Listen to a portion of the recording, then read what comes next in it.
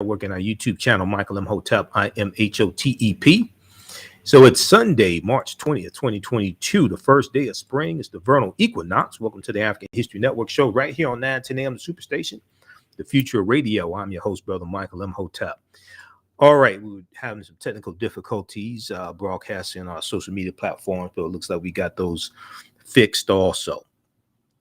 Now, I taught my online classes this weekend, and it's been a busy weekend. We had some great classes today, from the Civil War to the Civil Rights Movement and Black Power, 1865 to 1968. And then yesterday, I taught ancient Kemet, the Moors, and the Maafa, understanding the transatlantic slave trade, what they didn't teach you in school. So later in the show, we're going to talk a little bit about the Vicksburg Massacre of 1874 in Vicksburg, Mississippi. That's one of the things that we talked about in class today because we're dealing with the Reconstruction era. Now, I was on Roland Martin Unfiltered on Friday, and many of you all saw that. We had a great show on Friday. One of the things we talked about was in the House of Representatives, the Crown Act has finally passed the House of Representatives. And the Crown Act is dealing with banning discrimination against African-American hairstyles. CROWN stands for Creating a Respectful and Open World for Natural Hair. Creating a respectful and open world for natural hair. The CROWN Act prohibits discrimination based on an individual's texture or style of hair. Now, the bill passed 225. I think the count was 235 to 189. Only 14 Republicans voted for the bill. Now, isn't that surprising? Okay, we're going to talk about this on today's show. Now, there's some deep history that's tied to this as well, and it's called the Tian Laws. Okay, the Tian Laws of 1786 in Louisiana. I've talked about this before and on our show and in some of my lectures as well. But the Tian Laws were targeting Creole women and either free or enslaved in Louisiana in 1786, and they had to cover their hair. They had to wear head wraps, and this was designed to keep white men from being attracted to African-American women. It didn't work. This was designed to keep white men from being attracted to African-American women. We're going to talk about the Tian Laws also of 1786 in Louisiana. But the Crown Act has passed the House, is headed to the Senate, and we have to get this pushed through in the Senate also. Now, it was back on March 14th. We talked about Mississippi Governor Tate Reeves, Republican, idiotic Governor Tate Reeves. And he signed this anti-critical race theory into law. But surprisingly, a lot of the Republicans in the state legislature in Mississippi that voted for the bill, they can't tell you what critical race theory is. Okay, we're going to talk a little bit about this. Now, there was a clip I played earlier in the week from Dr. Carol Anderson. Dr. Carol Anderson is a historian, professor of African-American history at Emory University. And she did an interview with two white parents in Georgia who were interviewing her about critical race theory, what it is and what it isn't. I'm going to share an excerpt from that interview. It's very informative, and she deals with a lot of history as well, and it's a lot of history that people don't know. But Governor Tate Reeves, so we see more and more anti-critical race theory laws being passed in these Republican-controlled state legislatures.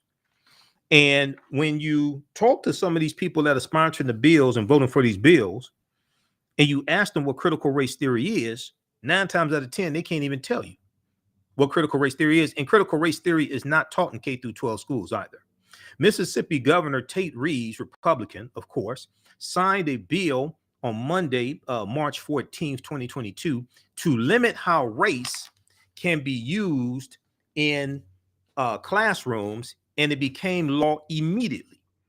Contrary He said, contrary to what some critics may claim, this bill in no way, in no shape, and in no form prohibits the teaching of history. Now, I'm going to let you hear what Governor Tate Reeves had to say. Now, I'm only going to play about 2 minutes of it because it's so stupid. I can't tolerate the full 5 minutes of it. I have a low tolerance for nonsense. This is Senate Bill 2113. And the bill says it would prohibit critical race theory, but the main text of the legislation does not mention critical race theory. And most of these idiots that voted for the bill can't tell you what critical race theory is. You listen to the African History Network show right here on 910 AM, the Superstation Future Radio. I'm Michael Imhotep. We'll be back in a few minutes. All right, stand by. Back from break in 4 minutes. Share this broadcast on your social media platforms. Invite your friends to tune in. Stand by. I had to get ready for, we was having technical difficulties, and I have to get ready for this next segment. How's everybody doing? All right. We're celebrating our 12th year anniversary of me broadcasting the African History Network show also. Stand by. Back from break in 4 minutes.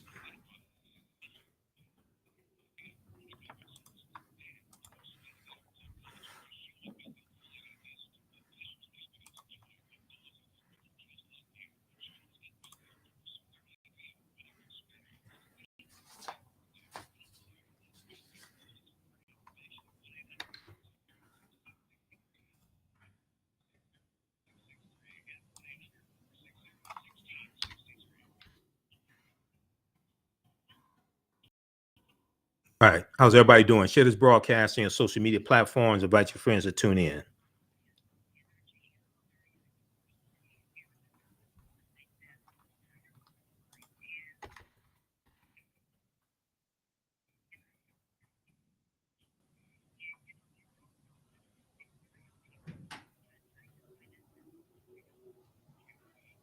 Back from break in 3 minutes.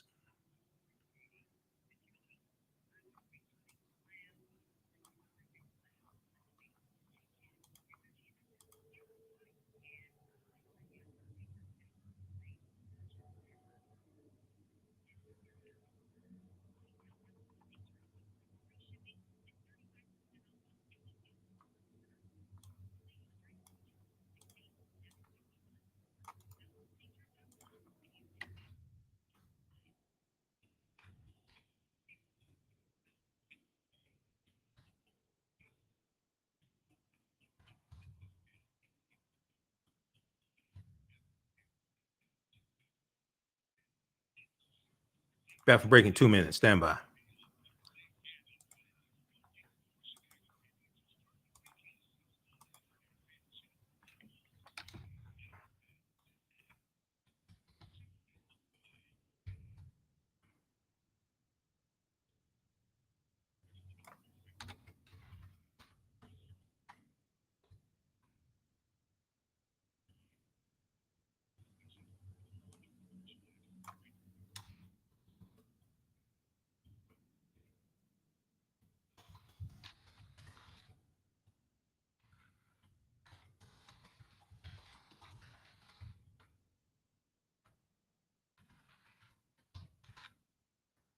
Welcome back to the African History Network show right here on 910 AM, the Superstation, the Future Radio. I'm your host, Brother Michael Imhotep. It is Sunday, March 20th, 2022. First day of spring. We made it through, finally. Made it through the winter. The day is the Vernal Equinox. The day we have the same amount of daylight as nighttime. So I'm going to go to this clip here in just a minute, Jalen, here from Roland Martin Unfiltered. But we talked about this. So a lot of people have heard about the Crown Act, right? And it passed the House of Representatives on Friday. Passed the House of Representatives on Friday by a vote of 235 to 189. And what's interesting is there were only 14 Republicans in the House of Representatives that voted for the bill. Okay, so We're going to go to this and break down exactly what this does. It still has to pass the Senate.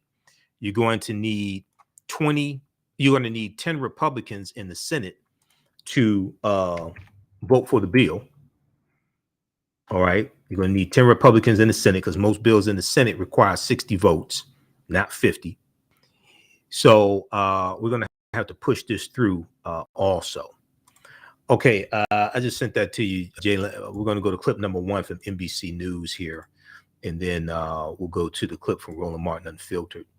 All right. So if we look at the Crown Act here, NBC News has a good article on this, and also Washington Post as well. House passes Crown Act banning discrimination against Black hairstyles.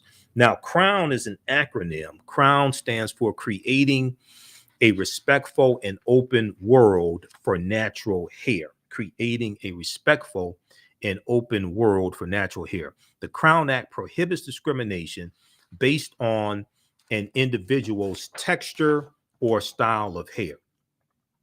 So the House of Representatives on Friday, March 18th, 2022, passed a Crown Act which would ban hair-related discrimination. The measure, which is HR 2116, passed by a vote of 235 to 189, 235 to 189. Along party lines, it was largely along party lines, okay?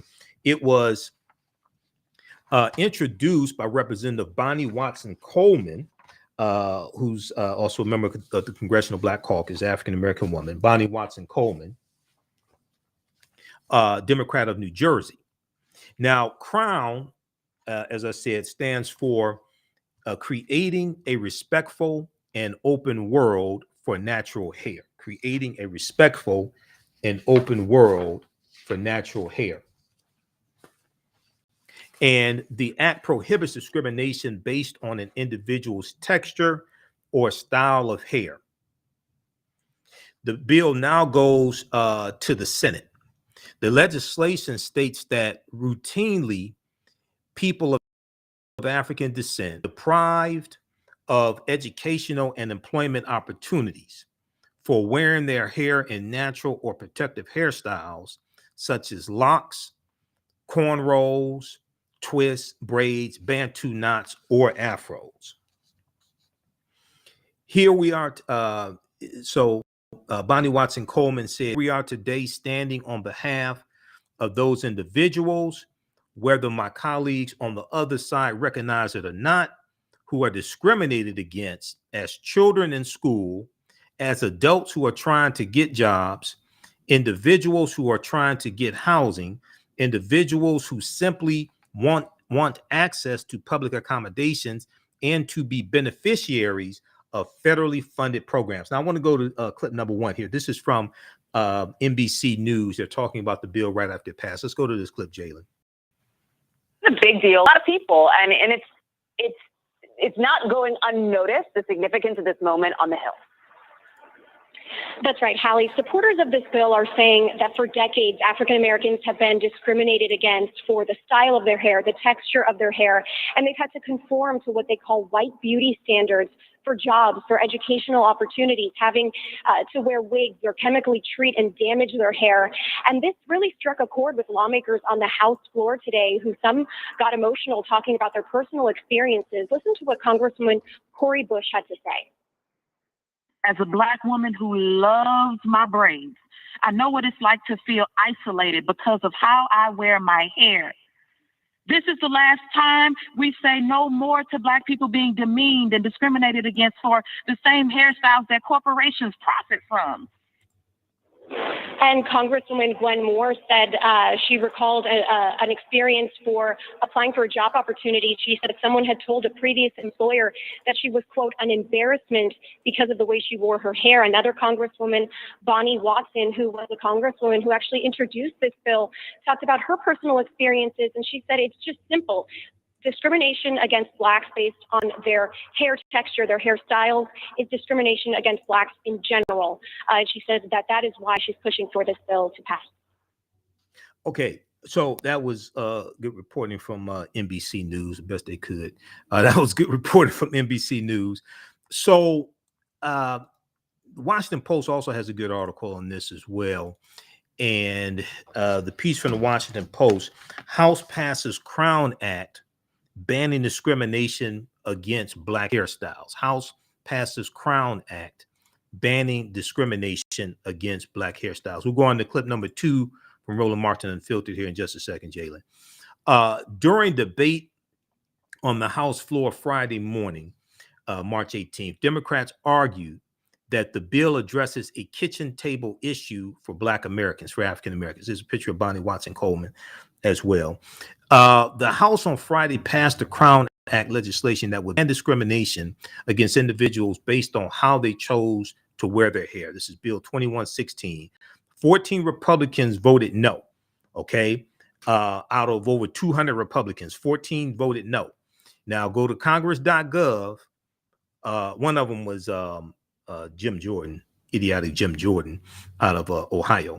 But go to Congress.gov and you can look up the names of the only 14 Republicans voted for the bill, I should say. Only 14 Republicans voted to support the bill. 189 Republicans voted against the bill. So the overwhelming majority of Republicans voted against this bill. The legislation was introduced by Representative Bonnie Watson Coleman that prohibits discrimination based on the individual's hair texture or hairstyle if that hair texture or that hairstyle is commonly associated with a particular race or national origin. Okay. I want to go to this next clip here. So I was a panelist on Roland Martin Unfiltered on Friday, March 18th. And I'm usually a panelist on each Friday. And we discussed this bill. Let's go to clip 2, Jalen. Almost called you Roland. For natural hair, known as the Crown Act, passed the House today. The measure passed Democratic-led House, 235 to 189. The bill seeks to protect against bias based on hair texture and protective styles, including locks, cornrows, twists, braids, bantu knots, and afros. During the floor debate, Representative Ayanna Pressley explained how Black hair has a place in society. Today on the floor of the House of Representatives, the People's House, to declare that Black girls with our braids, locks, afros, all forms of natural hairstyles, and yes, even our smooth alopecia bald heads belong everywhere. Today, we take an important step towards codifying this fact into law by passing the Crown Act legislation. I'm so proud to co-lead in partnership with Representatives Watson Coleman, Moore, Lee, and Omar. For too long, Black girls have been discriminated against and criminalized for the hair that grows on our heads and the way we move through and show up in this world. In my home state, the Commonwealth of Massachusetts, 2 twin sisters, Deanna and Maya, high school students, were disciplined for showing up with braids. They were given numerous detentions, kicked off the track team, banned from prom solely for their hairstyle. In their own words, these scholars and athletes were judged more for their heritage than their homework. No more. For those sisters and thousands of other students who face discrimination based on their hair, the Crown Act is for you. For recent graduates who fear they must change their hair or cut their locks to secure a job, the Crown Act is for you. For our elders who have faced and fought this racism for generations, the Crown Act is for you. Just yesterday, the Massachusetts State Legislature made history by passing similar legislation. By passing the Crown Act today, we affirm, say it loud, Black is beautiful and so is our hair. Whether you are a student in a classroom, an employee in the workplace, or the next Supreme Court justice or the Speaker pro tem, you deserve to show up as your full self, rocking your crown with your head held high. I urge a yes vote for every person who has been asked to shrink or to apologize simply for the beautiful way with which God made them. I yield back. The bill now heads to the Senate, where Democratic Senator Cory Booker of New Jersey has sponsored the chamber's version of the bill. The thing that's interesting here, of course, Kelly, is that when this first came up, they wanted unanimous consent, did not get 2/3 of the votes. The Republicans would move on that. But the nonsensical comments that we heard from the right, Black folks, here are black people playing the victim again. We don't need a bill when it comes to hair. Then you had folks like Burgess Owens, when it first happened, the black Republican out of Utah, say, oh, a business should have every right to tell people how to wear their hair. It's their business. And you make it sound like black people don't have businesses. I'm like, dude, you sound like a damn idiot. I mean, white people don't know what it's like to be discriminated against because of their hair. It's just that plain and simple. Well, they damn sure know how to discriminate based upon hair. Exactly. You know, I can't tell you the amount of times I've had to, you know, suppress a panic attack because, you know, whether I'm, you know, getting interviewed for a job that I really like and I wasn't able to flat iron my hair that day, or, you know, if I'm going somewhere, can I wear it out? Do I have to have Okay, we're going to pause it right there. We're going to pause it right there. Back it up about 20 seconds or so, Jalen. We're going to continue this on the other side of the break. You're going to hear what I had to say. Also, we're going to talk about the 1786 Tian Law in Louisiana. There was a law that mandated that Creole slave women and free women had to wear head wraps to cover their hair so they would not be attractive to white men. We're going to continue this on the other side of the break. You listen to the African History Network show. I'm Michael Imhotep. We'll be back in a few minutes. All right, stand by. All right, if you'd like this type of information, you can support the African History Network, $ TheAHNShow through Cash App, $ TheAHNShow through Cash App, also through PayPal, paypal.me/TheAHNShow. We're celebrating our 12th year anniversary. Let me broadcasting the African History Network show, first broadcasted March 10th, 2010. So we definitely appreciate the support. This helps us stay on the air, keep doing the research, pay the bills, etc. Back from break in 4 minutes. Stand by.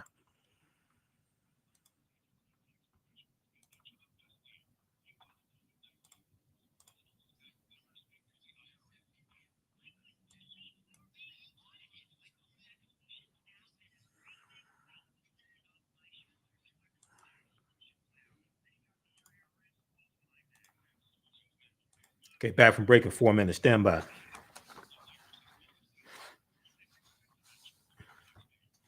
Tian Laws.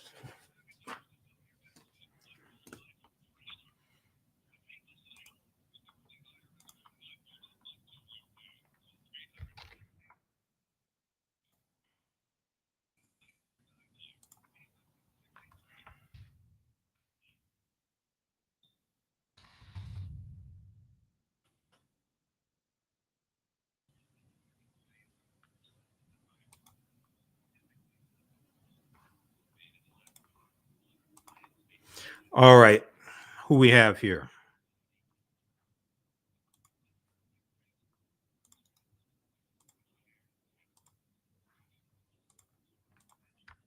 Back from break in 3 minutes.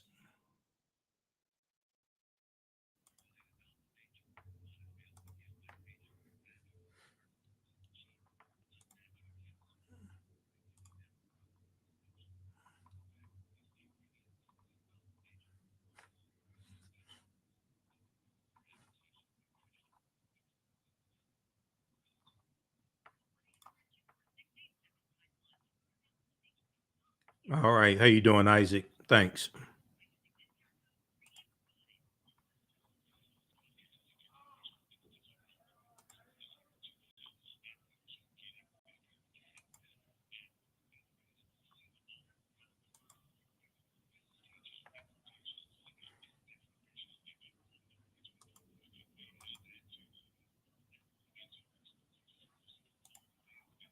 Okay, calling numbers 313-778-7600.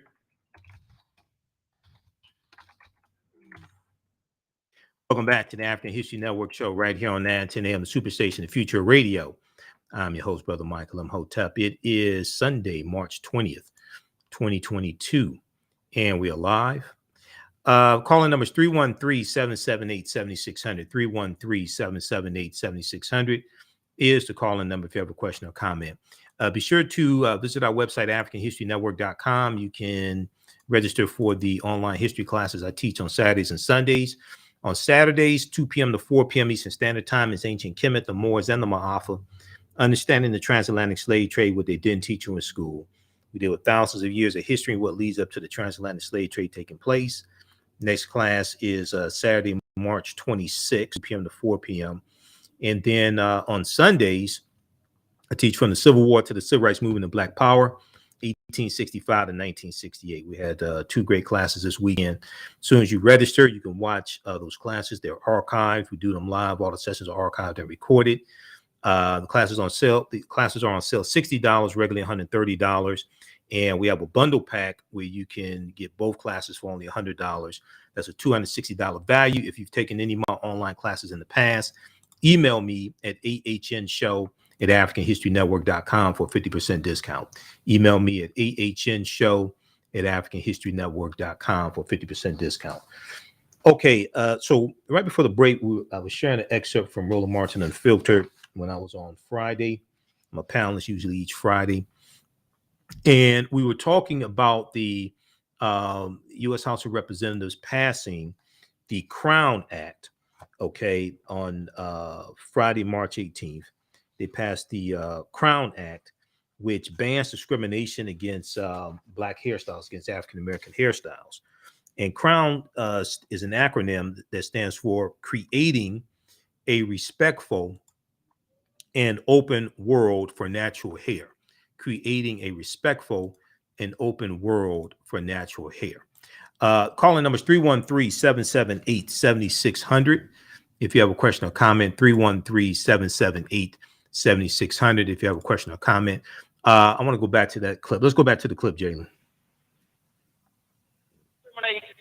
Based upon hair. Tell you the amount of times I can't tell you the amount of times I've had to, suppress a panic attack because, whether I'm, getting interviewed for a job that I really like and I wasn't able to flat iron my hair that day, or, if I'm going somewhere, can I wear it out? Do I have to have it in a ponytail? Do I need a wig? What have you? And white people do not understand the stress of having to modify themselves in order to be accepted in the world as they are. Black women only know how to do that, so this legislation is incredibly powerful, and also kind of bittersweet, because at the same time, you are not your hair. My hair did not get me my college degree. My hair did not get me my job. My hair did not get me into the rooms that I have been in. However, it has kept me out of rooms because of other people's biases. So this legislation will help prevent stuff like that and actually take into account the wholeness of Black women and other women of color who have curly hair or hair that is just not, frankly, white hair, because it's not even good or bad hair. It's either white hair or not white hair. Check this out. And that's the frustration of it. Here are 2 white men on the floor of the House with no hair discussing the Crown Act. Listen. If you want to eat healthy and Okay, hold on. We got to skip over this ad. Okay, there we go. Just as good a human being, and I'm just as good a human being and just as smart and just as effective and just as caring with or without hair. And the fact is, it's discrimination and it's ignorance. And African Americans have been discriminated against in many ways because of their hairstyle. It's a natural thing for African Americans, and they should not be penalized in their workplace, in sports, in school, or in any other ways. So I stand here for the Crown Act. It was originally introduced, I think, by Cedric Richmond. And I joined with him on the Judiciary Committee to support it. I'd seen problems in Tennessee when I was a state senator and supported bills there to protect people who wore braids and whatever. So I hope that people will rise up, vote yes, an understanding of other people, and think beyond themselves. And I'm just as good a human being and just as smart. Matt, how if people want to know, Republicans don't give a damn about Black people. 189 voted against. 189 voted against. I don't really know what to say beyond they know this is an issue and they don't care. Jim Jordan saying, I care about inflation and gas prices and all these other things that are important, but this is a perennial issue. We keep hearing cases around the country of kids, especially, being discriminated against because of their hair. What I think is important is Steny Hoyer says, look, the military last year thought it was appropriate enough to allow people to wear these hairstyles because we don't want discrimination there. So the idea that that shouldn't be expanded to the American people at large is absurd, particularly where we continue seeing high-profile cases where especially young people are being discriminated against for hair that is synonymous with their heritage. And that's the thing here. Look, this is a dog whistle, right? Because white people aren't being discriminated against for their hairstyles by and large the way black.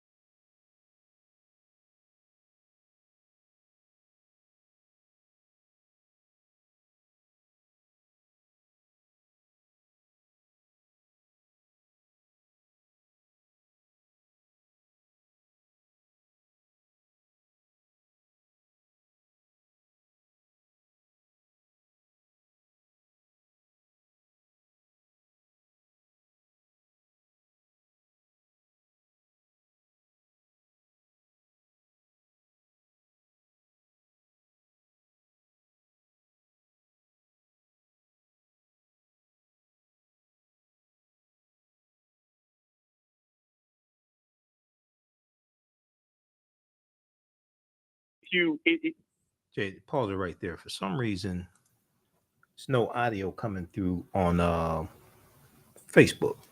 6 million. For some reason, there's no audio coming through on Facebook. Okay, we're gonna figure out what the problem is there. Those watching on Facebook and YouTube, let me know. Could you all hear? I think maybe something went out after. I think maybe something went out after the. We came back from commercial break or something. I'm not sure why there was no sound on Facebook. What the heck? I've been having problems with broadcasting on Facebook. I don't know what this is. Okay, you all should be able to hear me now on Facebook. Testing 1 2 3. I want to get this straight because this is important. Testing 1 2 3. Okay, so I'm coming through on Facebook. All right, so let's try it again, Jay. Back it up. Back it up a couple minutes or so, Jay. Back it up to like the beginning of me talking. Let's do that. Let's just make it simple. Okay. Well, actually, back it up to Jen Psaki, White House press secretary. Okay, the press briefing. Let's go to that because Roland was setting that up, and that's important. This question from this white reporter. Let's go to that. Based on hairstyle. Is this past about that? And then I have like a fun Friday question. Okay. How is passed the Crown Act, which bans discrimination based on hairstyle? Is this something the administration supports? Would they sign it into law if the Senate passed it? I have seen that. I have not talked to our legislative team about it. I'm happy to do that, and we'll see if we can get you a fun Friday answer back. Go ahead. About.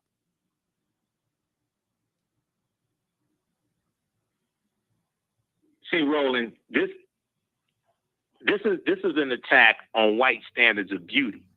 And you have, this is why so many Republicans voted against it, including black Republicans who think white, like Burgess Owens, former NFL player. He could have CTE, chronic traumatic encephalopathy. He may be somehow related to Herschel Walker. I wouldn't be surprised. Both of them dumb as hell. Okay, both of them are white ventriloquism, as Dr. Michael Eric Dyson would say. But this is also an economic issue. okay? Because what happens is discriminating against African Americans, men or women, based upon the type of hairstyles, natural hairstyles, braids, things like this. This also helps to lock us out of certain jobs, certain positions, things like this. So this is also an economic issue. And if you look at what Representative Bonnie Watson Coleman of New Jersey said today, she said natural black hair is often deemed, quote unquote, unprofessional simply because it does not conform to white beauty standards. Okay. In fact, hold that right there. We're going to play her comments. Go. Well, I was just going to finish. No, hold on. Of those individuals, whether my colleagues on the other side recognize it or not, are discriminated against as children in school, as adults who are trying to get jobs, of individuals who are trying to get housing, of individuals who simply want access to affordable, public accommodations, and to be beneficiaries.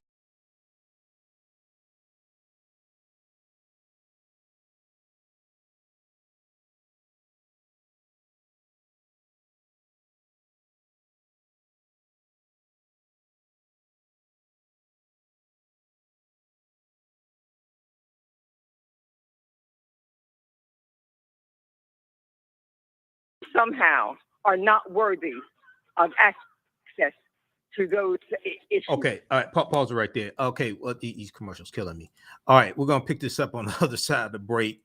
We're going to let you hear Bonnie Watson Coleman, the sponsor of the bill, uninterrupted, and she laid it out. You listen to the African History Network show right here on 910 AM Superstation, the Future Radio. I'm your host, Brother Michael Imhotep. We'll be back in a few minutes. Stand by.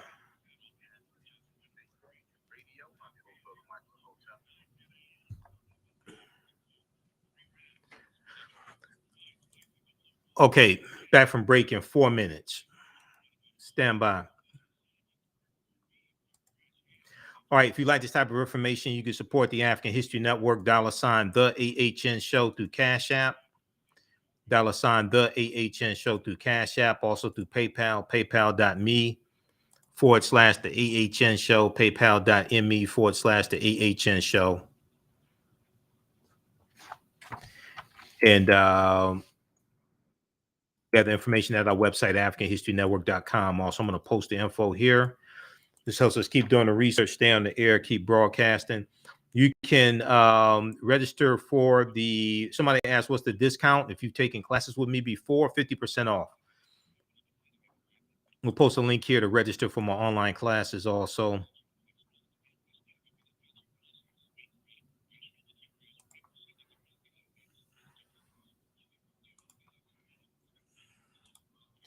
All right, stand by.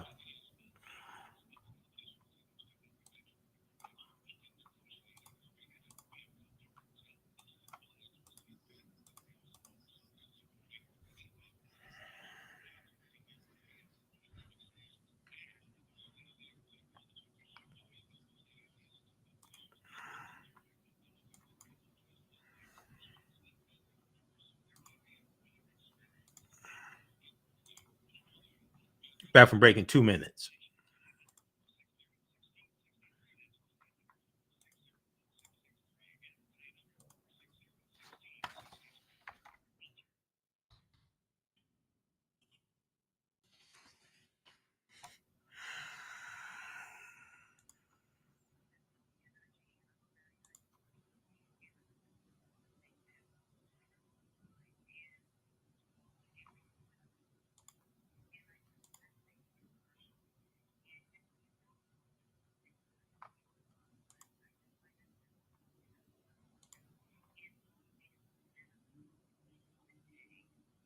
Back from break in 1 minute.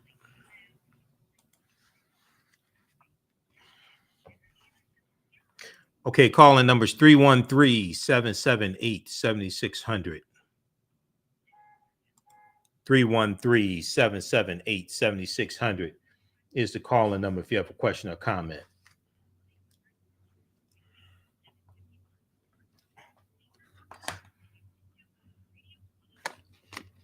Welcome back to the African History Network show right here on 910 AM, the Superstation, the Future Radio. I'm your host, Brother Michael Imhotep. It is Sunday, March 20th, 2022. It is the first day of spring. It is the vernal equinox. CNN.com has a good article dealing with the vernal equinox, and the day of the year we have the same amount of daylight as sunlight. Check this out. We're going to pull this up here from CNN.com. I talked about this in my online class, my online history class today, from the Civil War to the Civil Rights Movement and Black Power, 1865 to 1968. So spring is here at last. Spring equinox 2022, March 20th. So we know that Easter is coming soon. Easter, Easter, Oyster, Ishtar, all those names are connected. Spring equinox 2022 at last, the first day of spring. And if we look at very quickly here, the etymology of the word equinox, precisely when will the spring equinox happen? They break it down based upon time zones. In Illinois and Jamaica, Kingston, Jamaica, 10:33 a.m. Illinois is Central Standard Time, if I remember correctly, because we're Eastern Standard Time here in Detroit. But if you look at the etymology, and I talk about the lectures dealing with the history of Easter, spring equinox has another name, vernal equinox. Now, vernal is Latin for spring. Vernal is Latin for spring. And the term equinox comes from the Latin word equinoxium. You will also see the word aquanatium, but it means equality. It means equality between day and night. And vernal also comes from the Latin word, which means spring. Okay, so check out more information on this dealing with the vernal equinox. Now, Easter comes on the first Sunday following the first full moon following the vernal equinox. What determines when Easter is celebrated is based upon astronomy. Easter always occurs on the first Sunday following the first full moon following the vernal equinox. Okay, so Easter is coming soon. All right, Easter, Easter, Oyster, Ishtar. Well, we'll talk when I did my presentation, when we did our show on Thursday, March 17th, dealing with St. Patrick. Should African Americans celebrate St. Patrick's Day? And we talked about St. Patrick was a mass murderer who killed thousands of Irish. He was sent in to Ireland in 432 AD by Pope Celestine I to convert the Irish to Christianity. And he killed thousands of Druids, Irishmen, trying to convert the Irish to Christianity. And we talked about, was Patrick a saint or a criminal? So go back and watch that show. We had a lot of information on that one. Okay, I want to go back to this clip here. This is from Roland Martin Unfiltered. I was a panelist on Friday, and we were talking about the Crown Act. The Crown Act. Okay, let's go back to this clip, Jalen. That's discrimination. There is no logical reason that anyone should be discriminated against on any level because of the texture of their hair or the style of their hair. This bill is vitally important. It is important to the young girls and the young boys who have to cut their hair in the middle of a wrestling match in front of everyone because some white referee says that your hair is inappropriate to engage in your match. That young man engaged in his match and he won it. It's inappropriate for our girls to be sent home disciplined or pushed out simply because they've got braids in their hair. And it doggone sure is discriminatory to deny someone employment, housing, or public accommodations because of the way they're wearing their hair. That's why we're standing here today. It is unfortunate that we have to, but we do. And with that in mind, I thank the chairman of the Judiciary Committee for giving me this opportunity to speak on behalf of a bill that I think is vitally important, that represents movement and understanding in the 21st century what discrimination can look like and what it can do to people. That was Congresswoman Bonnie Coleman of New Jersey, Bonnie Watsy Coleman. Mike, go ahead. Right. she said it perfectly, brother. And I quote, Grandmaster Scholar Warrior Dr. Wade Nobles: "Power is the ability to define and shape reality and have other people accept your definition of reality as if it were their own." And these Republicans, these white Republicans and their Negro allies in the House saw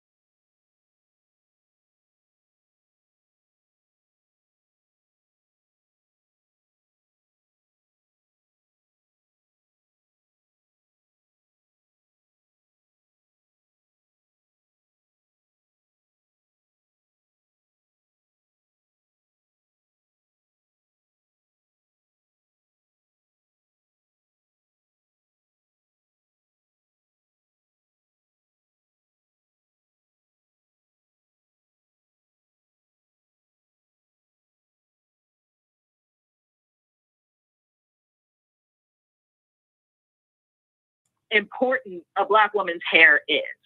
That is a cultural thing. That is an ancestral thing. And for you to not understand that, that's okay. But just mind your business in doing so. Let me wear my hair the way that I want to. Let me express myself through my hair as I want to. Because again, like I said before, my profession has nothing to do with my hairstyle. My hairstyle did not get me into my profession. My hairstyle is not going to help you in the work that I do. But my skill set will, my networking will, everything else besides my hair, frankly, will. So again, it's a matter of minding your business and stop projecting your insecurities onto other people. And of course, sitting in the chair, holding the gavel today was Congresswoman Gwen Moore of Wisconsin, appropriately, rocking her natural hair as she gavelled the bill. Watch this. On this vote, the yeas are 235. Okay. All right. We'll pause it right there. We'll pick this up on the other side of the break.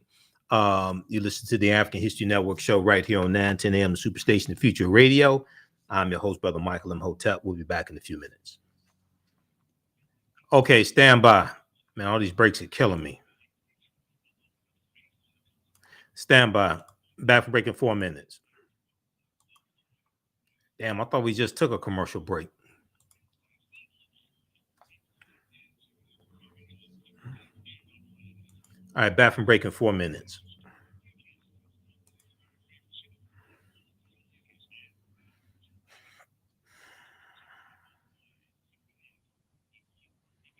We'll also talk about the Tian Laws of 1786 in Louisiana, which targeted African women's hair. We'll talk about that as well. We'll give you an update on what's going on with Brittney Griner also, and we'll talk about Mississippi Governor Tate Reeves signs into law an anti-critical race theory law, banning the teaching of critical race theory in K through 12 schools, but also colleges and universities. We'll be back from break in 3 minutes.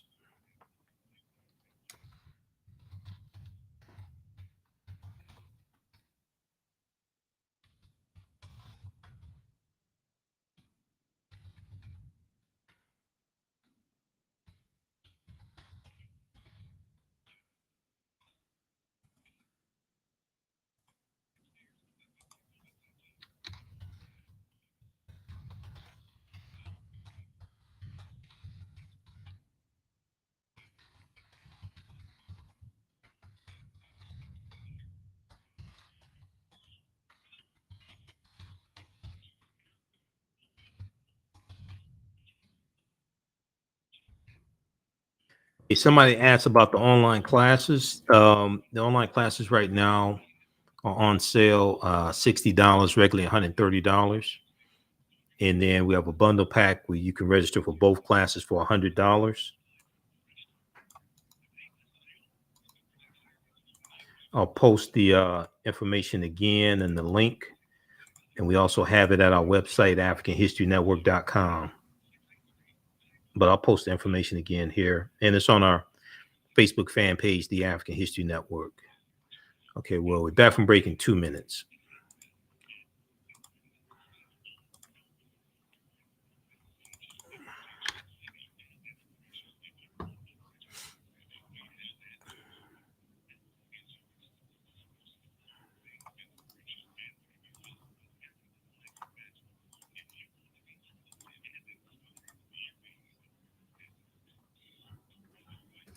In African History Show, we deal with current events in history and politics, education, economic empowerment, entrepreneurship, relationships, love, sex, health issues, and much, much more. Unfortunately, many people confuse what racism is. Racism is a power structure. It was laws and policies that put us in this predicament. It's going to be laws and policies that take us out. So when you control the radius of a man or woman's thoughts, you can control the compass of his or her actions, because the mind can't do or teach what it doesn't know. We have it all on 910 AM Superstation.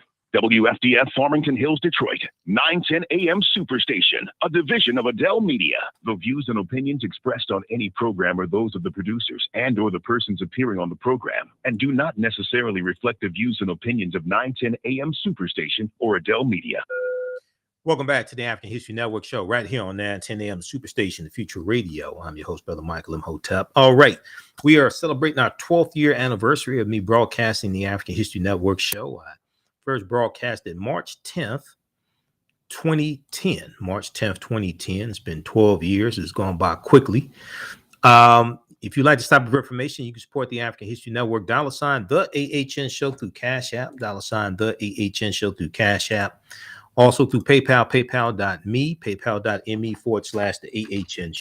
It helps us keep doing the research, stay on the air, keep broadcasting, pay some of the bills, etc. Pay for all these services I use as well. And we also have the information at our website, AfricanHistoryNetwork.com, AfricanHistoryNetwork.com. Okay. And we have the Cash App information and PayPal. You can also register for the online courses that I teach on Saturdays and Sundays at our website as well. The classes are on sale $60, regularly $130. On Saturdays, Ancient Kemet, the Moors, and the Maafa, Understanding the Transatlantic Slave Trade, what they didn't teach you in school. If you missed the class we did on Saturday 19th, as soon as you register, you can watch that class, and you can join us in class on March 26th. And then, because we do the sessions live, all the sessions are archived and recorded. Even after the 10-week online course is over, we can watch the full class. You'll still have full access. On Sundays, I teach from the Civil War to the Civil Rights Movement of Black Power, 1865 to 1968. That's 2 p.m. to 4 p.m. as well. We have a bundle pack where you can register for both classes for only $100. That's a $260 value. If you've taken any of my classes in the past, email me at AHNshow@AfricanHistoryNetwork.com, AHNshow@AfricanHistoryNetwork.com, and we'll give you a 50% discount on the course bundle. All right, I want to go back to this story we were talking about in the first hour here, and we ran into some technical difficulties. On Friday, March 18th, I was on Roland Martin Unfiltered. We talked about the Crown Act has passed the House of Representatives by a vote of 235 to 189. Now, only 14 Republicans voted for this bill. Even Burgess Owens, who's an African-American Republican, brain damaged Burgess Owens, he voted against the bill. But Burgess Owens, he's talking about brain damaged Negroes. Burgess Owens testified at 2 House of Representative hearings on reparations. Burgess Owens testified against African Americans getting reparations. And he's African American, Republican from Utah. Talk about stuck on stupid brain damage. Okay, but elections have consequences. All right, so the Crown Act stands for Creating a Respectful and Open World for Natural Hair. Now, this does not just apply to employment opportunities.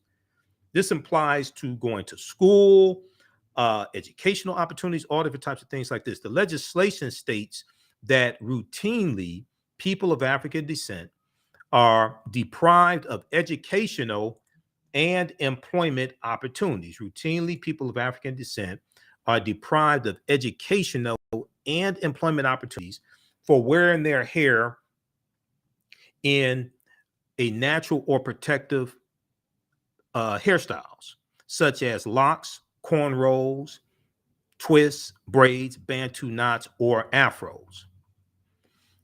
And Bonnie Watson Coleman spoke on the House floor as well. And you heard the clip of Bonnie Watson Coleman. She said, "Here we are today, standing on behalf of those individuals, whether my colleagues on the other side recognize it or not." She's talking about Republicans in the House, who are discriminated against as children, as adults who are trying to get jobs, individuals who are trying to get housing, individuals who simply want access to public accommodations and to be beneficiaries of federally funded programs. So this has wide-ranging economic implications as well. So I want to go back to this segment from Roland Martin and Filter. Let's go back to this clip, Jalen. Are 189 with no one answering present. The Creating a Respectful and Open World for Natural Hair Act is passed. Without objection, a motion to reconsider is laid on the table. Well, that was certainly apropos, Matt, as a civil rights attorney. When you listen to the different members stand up and they talked about different cases, you listen to Congresswoman Ayanna Pressley of Massachusetts talk about what Black girls and Black boys have had to go through. We all remember that video. We all remember that video, if you will, of the brother who was a wrestler. Well, the referee said, "Oh, unless you cut his hair, he's going to lose the match." Not a damn thing to do with his physical ability. Nothing to do with physical ability, but it was really just about his hair. That is the level of hatred that you see. And somebody posted this. If you go to my computer, they actually posted. They wanted to know all of the people who voted nay. And of course, it's Republicans. So when you go down this list, so we all see this right here. When you go down this list, when you see all of these nays here, these are Republicans. I see Kay Granger, the former mayor of Fort Worth, on here. I see Dan Crenshaw of Texas, Hal Rogers, Chip Roy. It goes Mo Brooks of Alabama, all these Republicans. And so I just want people that fool Louis Gohmert, Ronnie Jackson, that fool Daryl, that fool from Texas, used to be Trump's doctor. You see his name on here as well. I mean, y'all get to see again. When all these Black Republicans roll up in here and we talk about how the Republican Party don't like Black people, Dara Issa's name is on here. Steve Scalise voted against. Maria Salazar voted against. Just so y'all clear, Andy Biggs of Alabama, you saw his name voting against. 189 voted against. So when you hear us say the the Republican Party don't give a damn about Black people, this bill is a perfect example, Matt. Yep, it's part and parcel with what they do in every aspect when it comes to dealing with Black Americans, dealing with race, and dealing with historical inequities. I mean, look, after my first year of law school, I cut my locks because I was afraid I wouldn't get a job, and I've regretted it ever since. But the fact that I even had to think about that is proof positive that this is a seminal issue and an issue that continues coming up. And it's an issue that we know we've seen play out on the national scale. I mean, the fact that this young man is having to cut his hair to compete in a wrestling match that he ultimately wins shows that the prowess is in, or rather, he has the prowess to win. It's not about his hair. So Republicans keep telling us that, and sometimes we don't listen, but this is another thing that shows that they don't care. And in fact, one of the things that I think some of the opponents were saying is that, oh, the 1964 Civil Rights Act covers this, but we know that it's not strong enough because we need specific legislation considering how often this happens and how often we're having to discuss these issues, particularly with young people who are being discriminated against. Again, you know, when we look at, again, who votes, who doesn't, all y'all folks who say, man, this stuff don't matter, it does matter. Because here's the other piece. If Democrats did, listen to me, folks, clearly, if Democrats did not control the U.S. House, this bill does not get passed. Now the question is, are we going to see 10 Republicans have the guts to support this bill? And then will Democrats actually go ahead and pass it by breaking the filibuster? That's what we'll see. Michael, go ahead. Very quickly, I wanted to say quickly two things. I encourage everybody to go to congress.gov. Look up these bills like the Crown Act, because at congress.gov, you can see who voted for the bills and who voted against the bills. If your member of the House keeps voting for bills that you advocate for, you got to rally to vote them back into office. If your member of the House and Senate keep voting against bills that you advocate for, regardless of whether they're Democrats or Republicans, you got to vote them out of office. And then you mentioned Chip Roy of Texas. Chip Roy also voted against, he was one of the 3 Republicans in the House who voted against the Emmett Till anti-lynching bill as well. Okay? And when you go read Chip Roy's statements, and BlackAmericaWeb.com has an article about this, he talked about how lynching is a metaphor for justice. He's from Texas. He talked about how lynching is a metaphor for justice. These are some sick people that have to be dealt with and voted out of office. Absolutely. And so, again, we were sitting here looking. If you're in North Carolina and you live in the 7th district, this guy right here, the member of Congress, he voted against that. I keep telling y'all, if the Republicans out there vote against black folks, throw them out. All right, folks. All right, pause it right there, Jalen. Give us a call. Pause right there. Pause it right there. Give us a call, 313-778-7600. 313-778-7600 is the call-in number if you have a question or comment. That's David Rouzer, R-O-U-Z-E-R, Congressman from North Carolina, 7th District, 7th Congressional District. He voted against the bill. 189 Republicans voted against the bill, okay? Now, you have some people who don't follow politics, think this is a waste of time and resources. That means you didn't read any of these articles, haven't paid attention to any of the stuff, okay? And if it was a waste of time, why did Republicans vote against the bill? This is what happens when you have no clue what you're talking about, and you come here with social media talking points you got from dumbasses on social media. I mentioned in that clip, I mentioned Hang 'em High Chip Roy, Republican from Texas, sitting member of the House of Representatives in Texas, Chip Roy, who was one of the 3 Republicans in the House of Representatives that voted against the Emmett Till anti-lynching bill. Now, when we talked about the Emmett Till anti-lynching bill passing the House and the Senate, we talked about that here on this show. I showed you this article here from BlackAmericaWeb.com. Hang 'em High Republican who voted against Till bill called lynching, quote, a metaphor for justice. You guessed it. He's a white man. Okay. Not something. I mean, this is not an attack on white men. Some of my best friends are white men. But what I'm saying is this right here, okay, needs to be voted out of office. There's a lot of white men who voted for the anti-lynching, the Emmett Till anti-lynching bill. It got unanimous support in the Senate, and it got, I think it was like 435. Was it 435 in the, no, it was 400 something in the House. I forgot what it got unanimous support from Democrats and Republicans in the House of Representatives. But Hang 'em High Chip Roy, it was 422-3. 422-3 in the House, because there's only 435 members in the House. 422-3 in the House of Representatives. Okay. Hang 'em High Chip Roy. But look at some of his comments. Okay. Now, Texas, keep in mind, Texas had the 3rd highest number of lynchings in the country from 1882 to 1968. Texas had 493 lynchings from 1868. Mississippi was number 1 with Mississippi had 581. Mississippi had 581 lynchings. Okay, so he said that he's pro-police.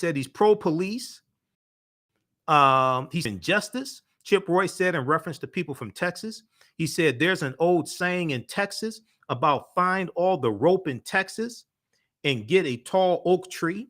He said, you know, we take justice very seriously, and we take justice very seriously, and we ought to do that, round up the bad guys.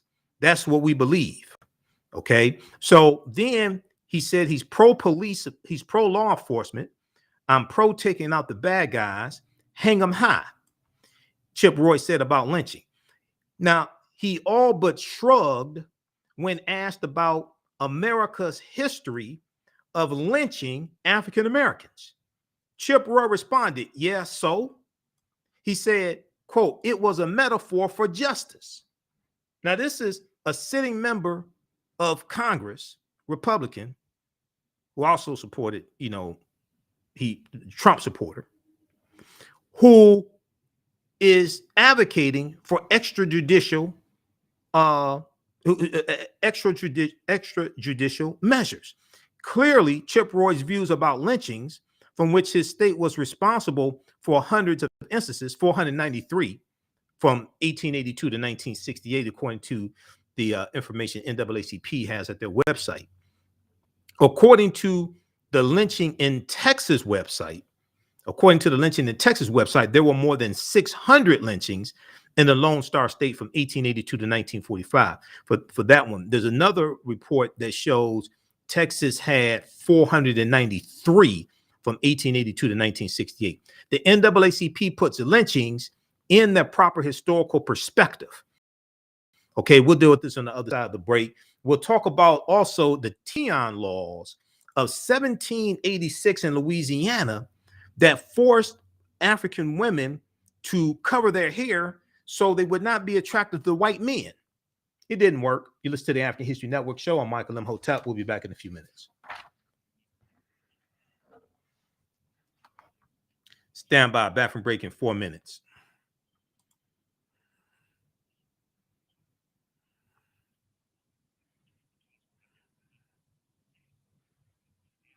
Back from break in 4 minutes. Stand by. How's everybody doing? Share this broadcast on your social media platforms.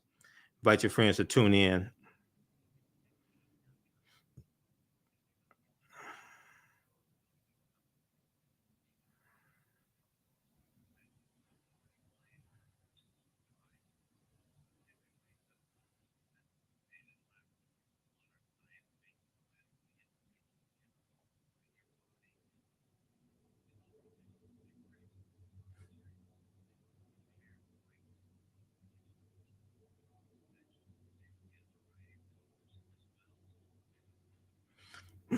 All right, back from break in 3 minutes. Do we have any callers?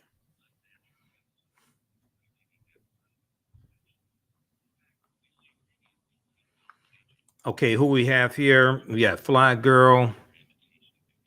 We have Juan, CB, Isaac, John Ray, Robert, Yvonne. Okay, who still needs to register for my online courses I teach on the weekend? Online history classes. We have Sharon. How you doing, Sharon?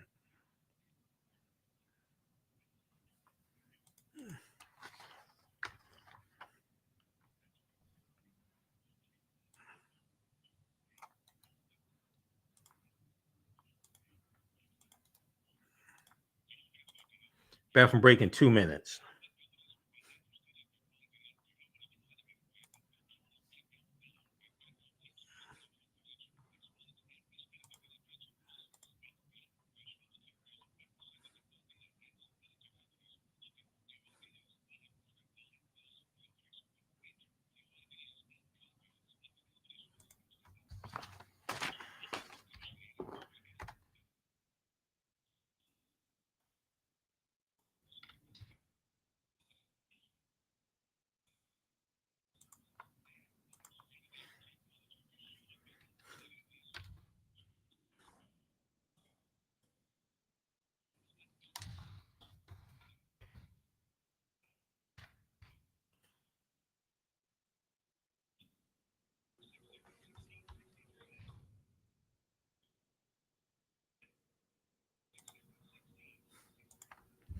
Welcome back to the African History Network show right here on 910 AM Superstation, the Future Radio. I'm your host, Brother Michael Imhotep. All right, so right before the break, we were talking about the House of Representatives passed the Crown Act, creating a respectful and open world for natural hair. I shared an excerpt from Roland Martin Unfiltered when I was on Friday, March 18th. We talked about the Crown Act. We were talking about this piece here from blackamericaweb.com because Chip Roy, who was one of the 189 Republicans who voted against the Crown Act in the House of Representatives, hang 'em high Chip Roy, Republican from Texas, was also one of 3 Republicans in the House of Representatives who voted against the Emmett Till anti-lynching bill, okay, that passed the House by a vote of 422-3, and we know it passed the U.S. Senate unanimously. But the NAACP put lynchings in their proper historical perspective, and NAACP has a section on their national website that deals with the history of lynchings. A typical lynching involved a criminal accusation and an arrest and the assembly of a mob, followed by seizure, physical torment, and murder of the victim. Lynchings were often public spectacles attended by the white community, oftentimes with their children, in celebration of white supremacy. Photos of lynchings were often sold as souvenir postcards. Photos of lynchings were often sold as souvenir postcards. Now, we know the bill was sponsored by Representative Bobby Rush, member of the Congressional Black Caucus, former member of the Black Panther Party for Self-Defense, who introduced the Emmett Till Anti-Lynching Act, and he posted on Twitter to say he was not surprised that hang 'em high Chip Roy was among the 3 Republicans who voted against the bill. Okay, Representative Bobby Rush tweeted, "Who were the 3 votes against the Anti-Lynching Act tonight?" Andrew Clyde of Georgia called the January 6th insurrection a normal tourist visit. Thomas Massey, good old Thomas Massey, who took a very heartwarming Christmas picture and put it on Christmas cards with he and his family with guns and assault rifles, things like this. That's Thomas Massey out of Kentucky. Good old great American Thomas Massey. He wrote a bill to allow guns in school zones. What a great guy he is, Thomas Massey. And then you have hang 'em high Chip Roy, who called lynching an example of justice. Okay. And Bobby Rush said all Republicans. Surprised? So check out the rest of this article here. We talked about it before here on the show. Hang 'em high Republican who voted against Emmett Till bill called lynching a metaphor for justice. Huh. Okay. All right. So the also NAACP.org has information dealing with the history of lynchings. The official website. They have a section. If you just go to NAACP.org and search for lynchings, it will come up with this here. History of lynching in America. White Americans used lynching to terrorize and control Black people in the 19th and 20th centuries. Learn more about the history of this barbaric practice and how the NAACP worked to end lynching. Now, we know the NAACP was formed in 1909 after the Springfield, Illinois race riot of 1908, and they were formed coming out of the Niagara movement, and they were formed partly to fight against lynchings. We know it was in 1917 that James Weldon Johnson of the NAACP organized the Silent March in 1917, when you had 10,000 African Americans marching down Fifth Avenue in Manhattan, demanding federal anti-lynching laws. And this was after the East St. Louis, Illinois race riot of 1917. Okay. And here's a picture of the Silent March of 1917. This is a piece from blackpast.org, PAST. AtlantaBlackStar.com has an article about this. There's a number of sources. New York City NAACP silent protest parade, 1917. You had 10,000 African Americans marching down Fifth Avenue demanding a federal anti-lynching bill. Okay. And it took Congress has tried over 200 times to get an anti-lynching bill passed. They finally got it done. All right. So, but very quickly here, it talks about from the NAACP's website how many people were lynched. From 1882 to 1968, there were 4,743 recorded lynchings in the U.S. Okay. This is according to records maintained by the NAACP. Other accounts, including the Equal Justice Initiative's extensive report on lynching, count slightly different numbers, but it's impossible to know for certain how many lynchings occurred because there was no formal tracking. Many historians believe the true number is underreported. The highest number of lynchings during that time period, 1882 to 1968, Mississippi, surprise, surprise, surprise, had 581 recorded lynchings. Nina Simone wrote a song about Mississippi also. Go look that up. Georgia, where Andrew Clyde is, who voted against the Emmett Till anti-lynching bill, one of the 3 Republicans. Georgia had 531 recorded lynchings. Texas, where good old Chip Roy, the chipster, is from, had 493 recorded lynchings. Okay. Now also you had not just even though 72% of people lynched were African Americans, you had white Republicans lynched. There were 1,297 white people lynched from 1882 to 1967. You had white Republicans lynched. You had Mexicans, Chinese, people from Australia, but the brunt of it was against African Americans. So check this out at NAACP.org. Okay, now the Tian Laws tie into the Crown Act laws, tie into the Crown Act. So this goes back to 1786 in Louisiana. All right. And this is a piece from face-to-faceafrica.com, but also Essence Magazine has an article dealing with this as well. Tian Laws, Tignon, it's pronounced Tian.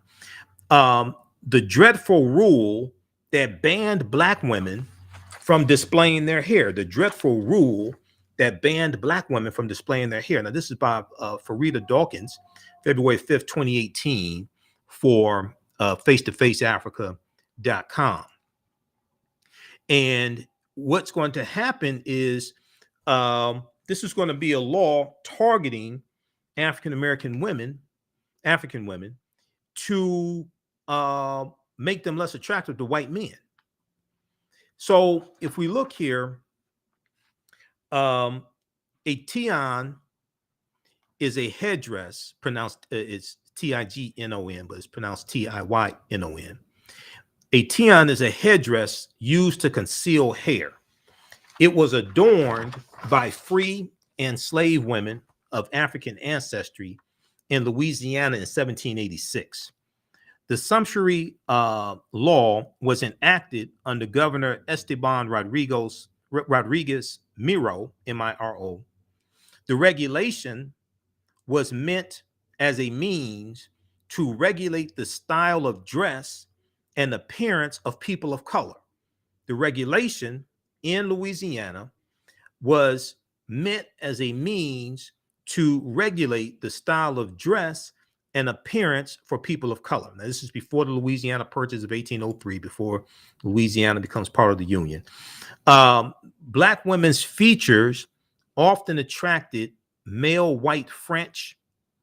Black women's features often attracted male white, French, and Spanish suitors, and their beauty was perceived a threat to white women. The Tian law, I should say, was a tactic used to combat the men pursuing and engaging in affairs with Creole women. Translation: this is to keep white men from having sex with Black women, African women. This is what this law was. All right. Simply put, Black women competed too openly with white women by dressing elegantly and possessing noteworthy beauty. Now, nonetheless, African women or Black women did not despair. Instead, they abided by the rule and turned it into fashion.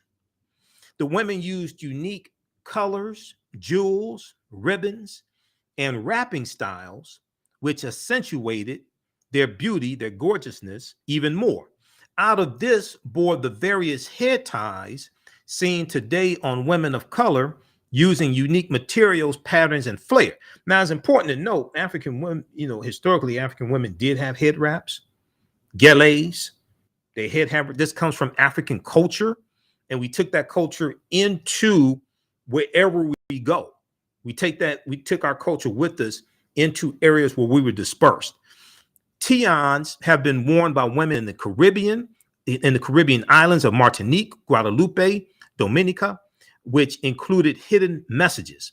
They used madras, a popular fabric amongst slaves and free women, to achieve their head ties. And you see a couple pictures here. Okay. Now, I saw a quote or something. I don't remember exactly who it's from, but it said God was showing out when God made Black women. Okay, so I don't know if that's true or not. You can call me and tell me.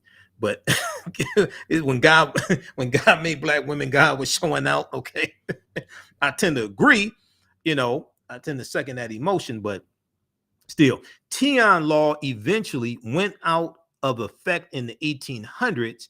Yet Black women worldwide continue to use head wraps as wardrobe staples, paying homage to their culture. We'll continue this on the other side of the break. Listen to the African History Network show. I'm Michael Imhotep. We'll be back in a few minutes. Stand by. Stand by. Back from break in 4 minutes.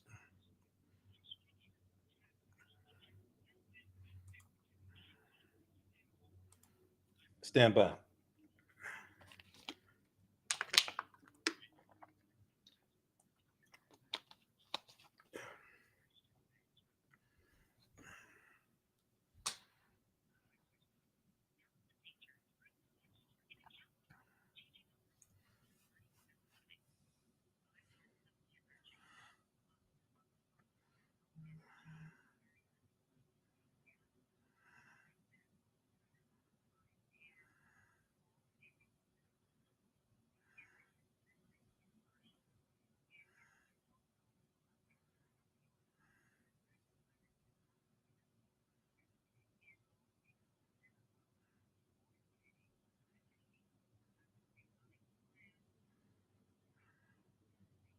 Stand by.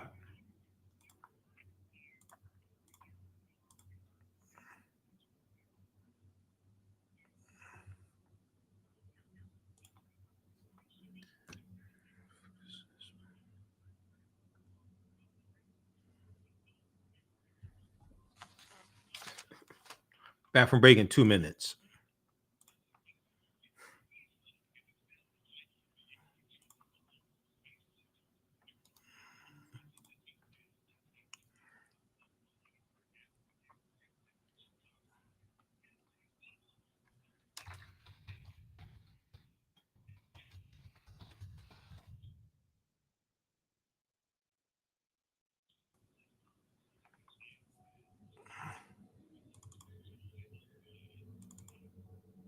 Back from break in 1 minute.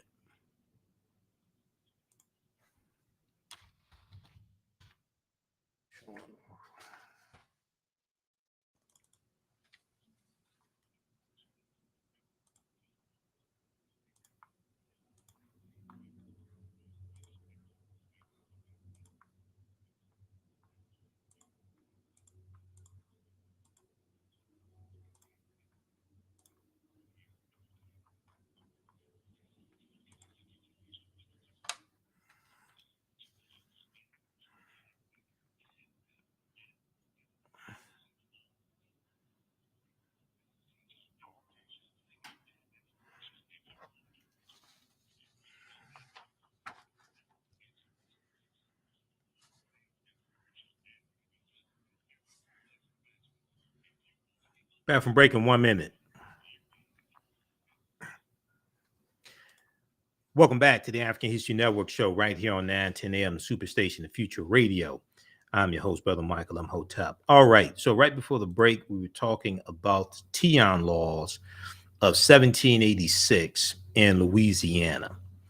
And it's a good article from face-to-faceafrica.com. This ties into the Crown Act, which passed the House of Representatives March 18th, 2022, which dealt with banning discrimination against African-American hairstyles. So if we go back to this piece here from face-to-faceafrica.com, so the Tignon Law eventually went out of effect in the 1800s, yet Black women worldwide continue to use head wraps as wardrobe staples, paying homage to their culture, signifying their pride and looking stunning while doing so. Okay. Now, head wraps, gelees, various types of head wraps come from African culture. All right.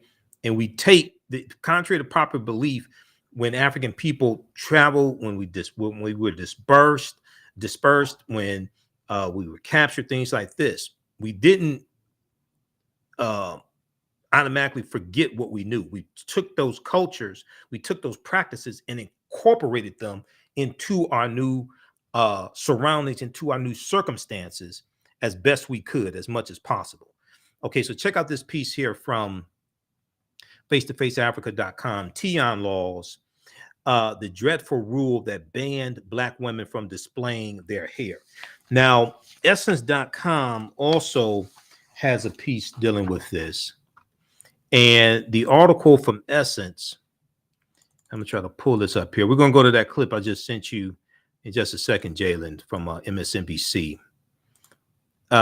This article here from Essence Magazine, Essence.com, is the Tian Laws set the precedent for the appropriation and misconception around Black hair. And if we flip over to this here,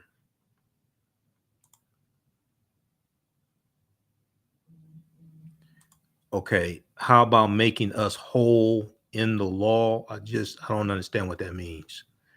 You need to clarify that comment. Okay, so this right here, the Tian Law set the precedent for the appropriation and misconception around Black hair. This is from Essence.com from when was this? October 24th, 2020. Okay, and it talks about cultural appropriation.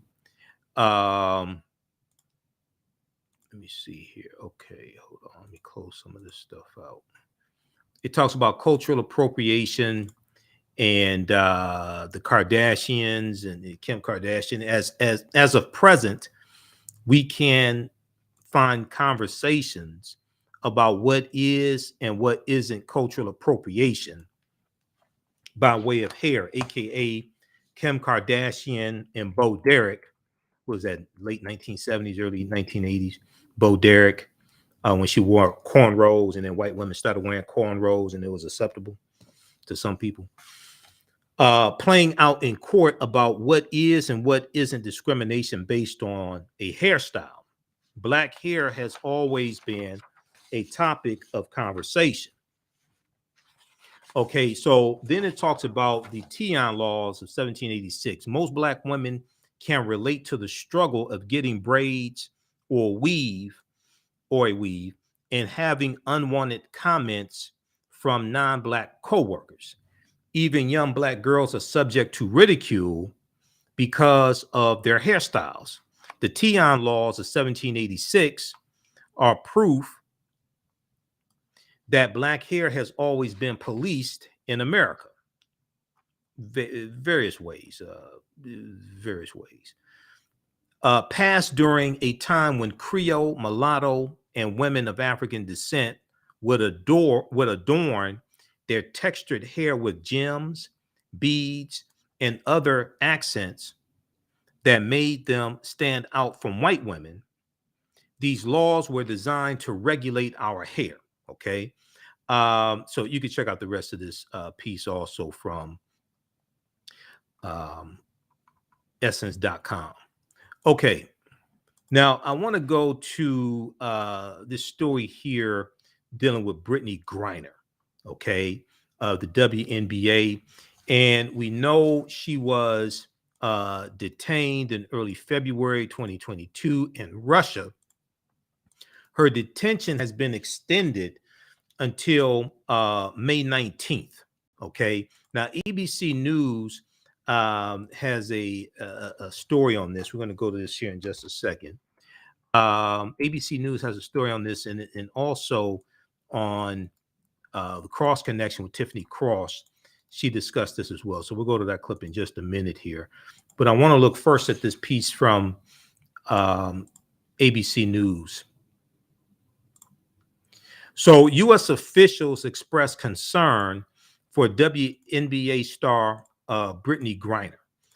Okay, because we know that because of the invasion of Ukraine that began on February 24th, and today is the 25th day of the Russian invasion of Ukraine, we know that diplomatic relations between the U.S. and Russia are strained, to say the least. They are nowhere near what they normally are. Okay, so Griner has been detained in Russia since mid-February on drug charges. And they have a picture here also of her after detention. Concerns in the U.S. over the well-being of Brittney Griner are growing as Russia extends the pre-trial detention of the WNBA star. The extension comes amid escalating tensions between the U.S. and Russia over the invasion of Ukraine. Now, Russian media reported on Thursday that Brittney Griner's pretrial detention was extended until May 19th by the Khimki court of the Moscow region. The two-time Olympic gold medalist faces drug charges for allegedly smuggling hashish oil last month into Russia. Now, Brittney Griner, who's a Houston native, faces up to 10 years in prison, according to Russian media reports. Okay, and she plays for the Phoenix Mercury, for the WNBA. She was playing for a Russian team. And she plays for a Russian team in the offseason. She's been doing that for about the past 7 years.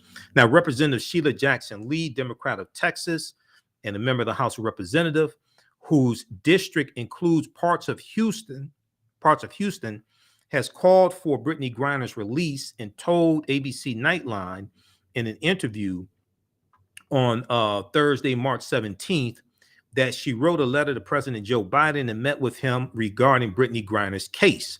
Quote, I did write a letter to the President of the United States and met with him on this issue of Ms. Griner, again recognizing the need for privacy and respect of our family members and the need for a genuine support from across the nation, Representative Sheila Jackson Lee said.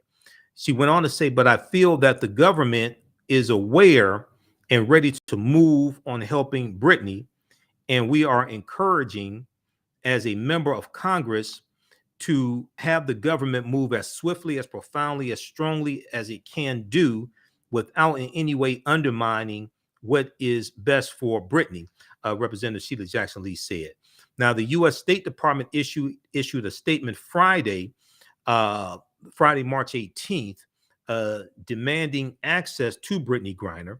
Quote, we are closely engaged on this case and in frequent contact with Brittney Griner's legal team. We insist the Russian government provide consular access to all U.S. citizen detainees in Russia, including those in pre-trial detention, as Brittney Griner is, the statement said. Okay, now, State Department spokesperson Ned Price told ABC News Live on Thursday, March 17th, that U.S. officials have been in constant contact with Brittney Griner's legal team, but are concerned because officials from the U.S. Embassy in Moscow have been unable to meet with Brittney Griner since her detention to evaluate the conditions in which she is being detained and to provide all forms of support, end quote.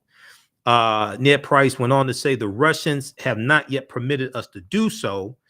Quote, the Russians are obligated to permit to allow this type of consular access under the Vienna Convention. We're going to continue to insist that they allow us access to Brittney Griner, just as we be permitted access to all Americans who are detained in Russia. Okay, end quote. You can read the rest of this here from ABC News. This is from March 18th, Friday, March 18th, 2022. U.S. officials expressed concern for WNBA star Brittney Griner as Russia extends her detention. Okay, we'll continue this on the other side of the break. You listen to the African History Network show. I'm Michael Imhotep. We'll be back in a few minutes. Stand by. Stand by. Back from break in 4 minutes.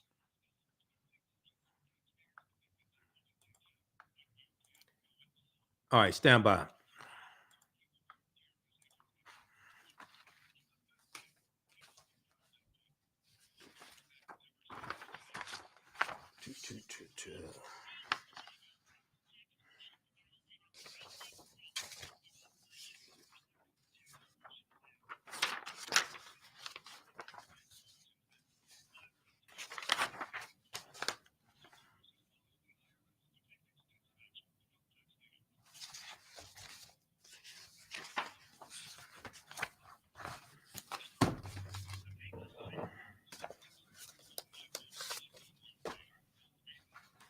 Okay, back from break in 3 minutes. Stand by.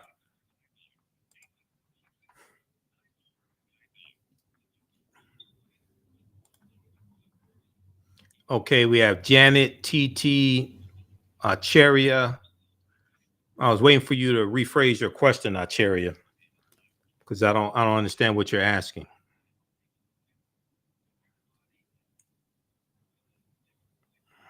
What the hell is this?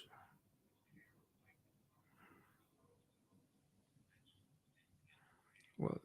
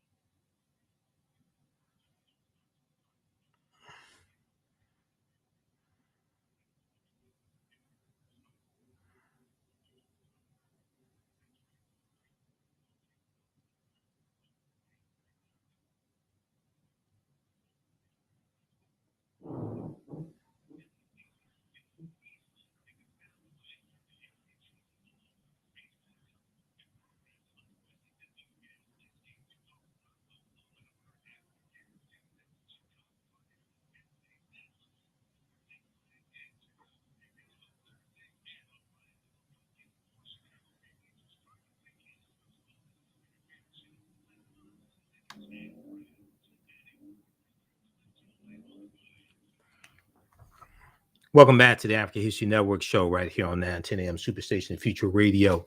Okay. Okay, so somebody asked a question. Okay, I was alluding to the 3/5 compromise where every 3 out of 5 slaves enslaved vote would count. That's not even what the 3/5 compromise, Lord have mercy. That's not what the 3/5 compromise was. Article 1, Section 2, Clause 3 of the U.S. Constitution, known as the 3/5 compromise, was dealing with how to count the population of slaves for the purpose of taxation and apportionment. Apportionment deals with determining how many seats in the House of Representatives slaveholding states would have. they were counting 3/5 of the population. Not they were counting 3/5. If a state had 100,000 slaves, then how do you count that population when it comes to representation in the House of Representatives? Do you count all 100,000 for representation in the House of Representatives? This also counts towards the census as well. But what was specifically, do you count half the population? Do you count 3/4 of the population? Do you count 3/5 of the population? They're going, the South wants to count the full population. The North is saying, the northern states, this is debated at the Philadelphia Convention in 1787. The northern states are saying, well, wait a second, if you count the full population, this is going to give you total dominance in the House of Representatives. So they go back and forth trying to figure out, how do you count the population of slaves towards representation in the House of Representatives and taxation?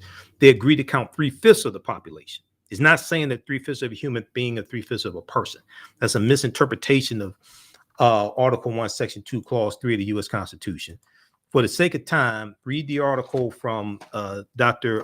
Paul Finkelman. This is an extensive article from theroot.com called The 3/5 Compromise, Why Its Taint Persists. Now, I've interviewed Dr. Paul Finkelman here on the show because he spoke a few years ago at the Charles H. Wright Museum of African American History.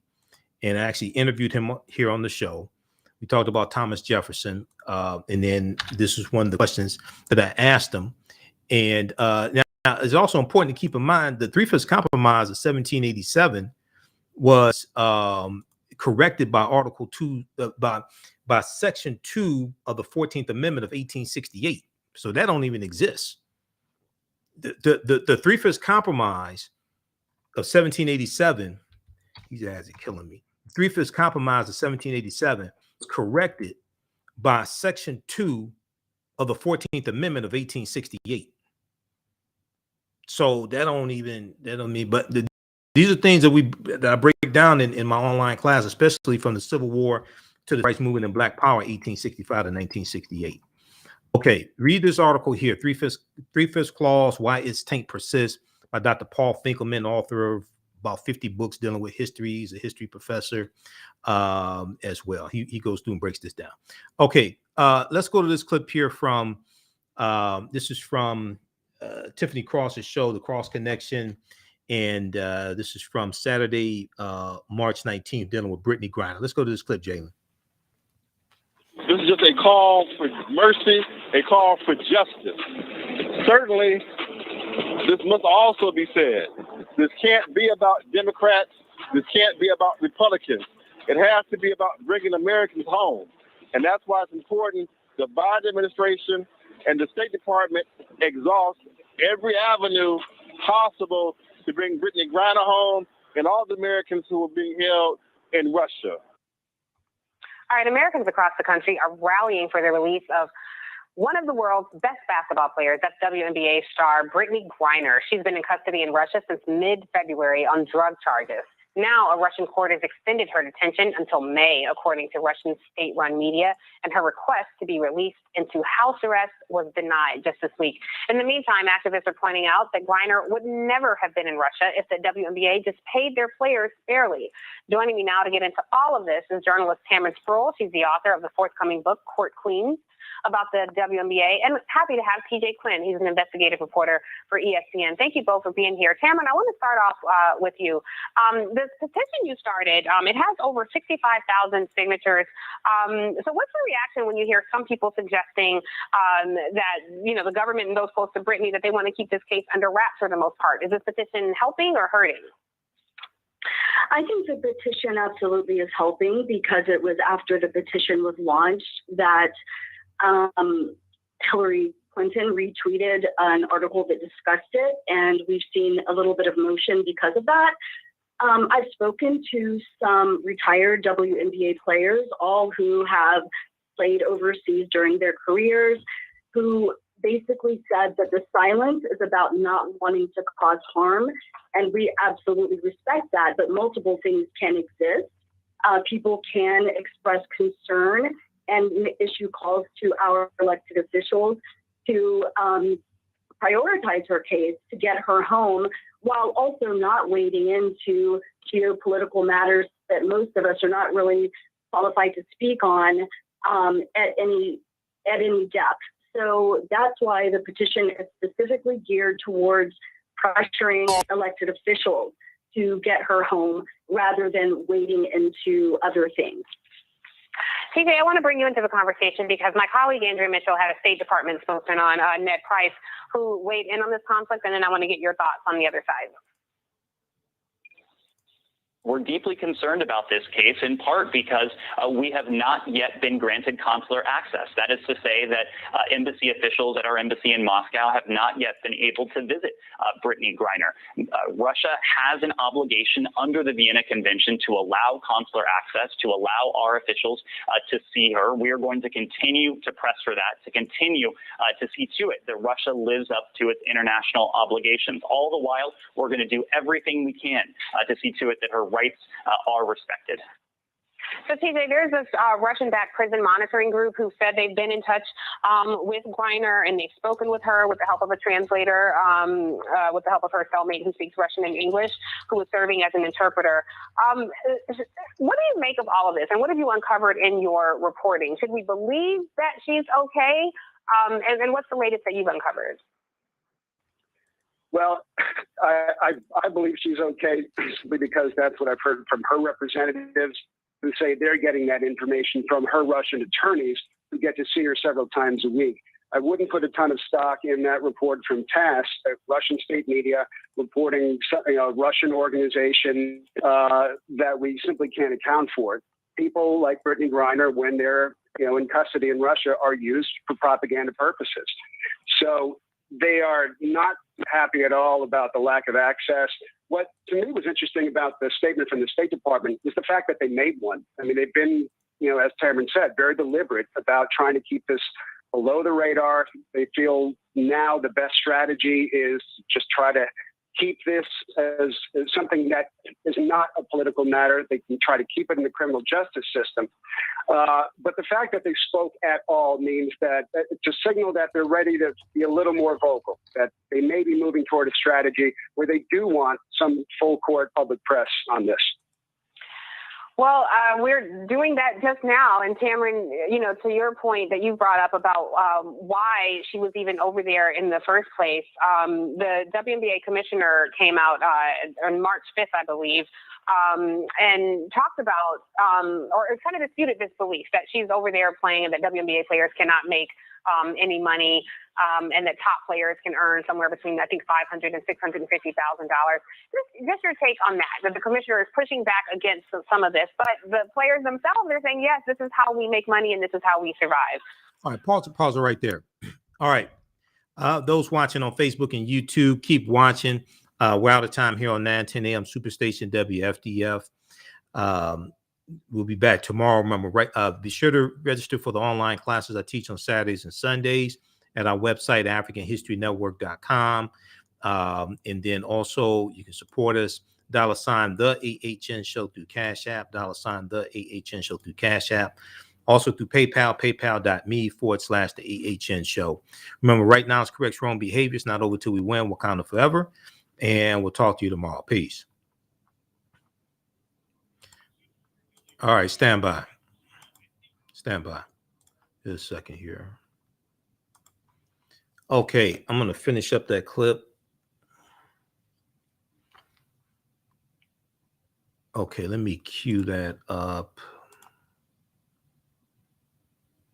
Okay, just a second. This is freezing up on me. Why is this freezing up?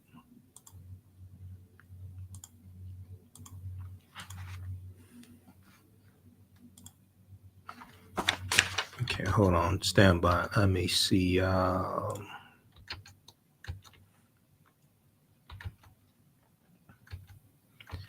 let's go to Firefox.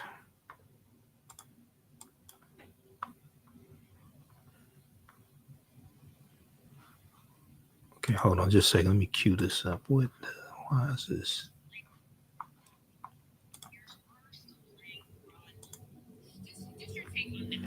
is pushing back against some of this, but the players themselves are saying, yes, this is how we make money and this is how we survive.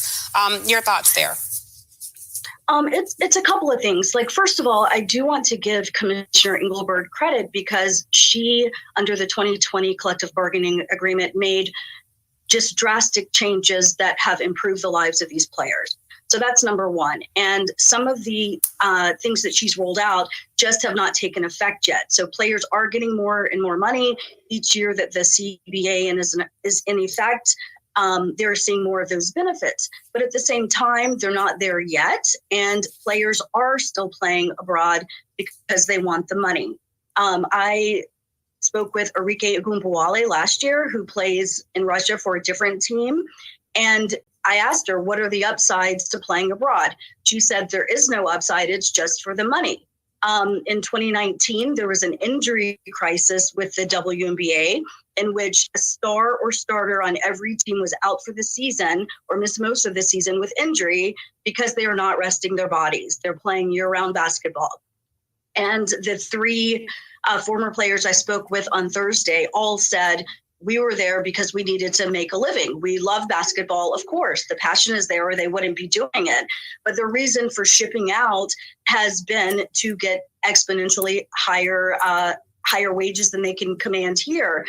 And even though we're talking about the Brittney Griner case, I just want to add that, you know, I think fans have been questioning the silence. And in part, it could be because if we look too closely, we can see that this is not the first time a U.S. basketball player has been, you know, potentially in a catastrophic situation while playing abroad. A team owner was killed in 2010, 2014. We had players kind of a narrow miss of a bombing of a subway station in Russia with Chechen rebels. So it's been a ticking time bomb for a while. Yeah, for a long time. We're running out of time. TJ, I just want to ask you really quickly before we go.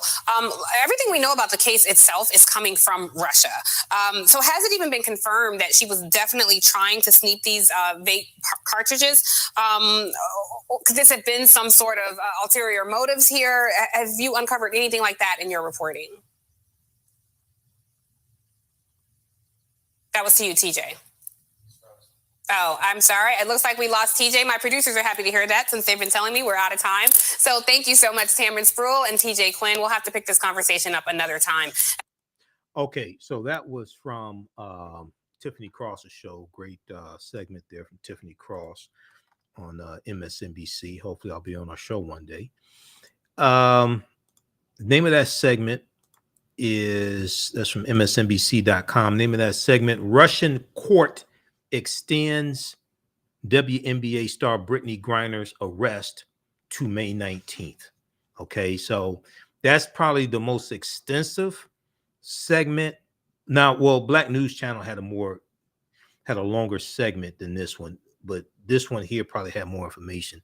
But Black News Channel has been doing more coverage. But Vernal Sharpton dealt with this, I think, on Politics Nation, but the other shows on MSNBC, they've only dealt with Brittney Griner. When this news came out, they only dealt with her for like a minute or two. Okay. Tiffany Cross has been doing more in-depth coverage, and also she's been covering other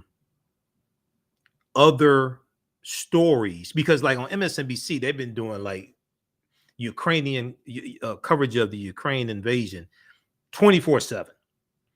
And there's a whole lot of other stories that largely get pushed to the side. I mean, because if you watch MSNBC, you think like that's the only story going on in the world right now.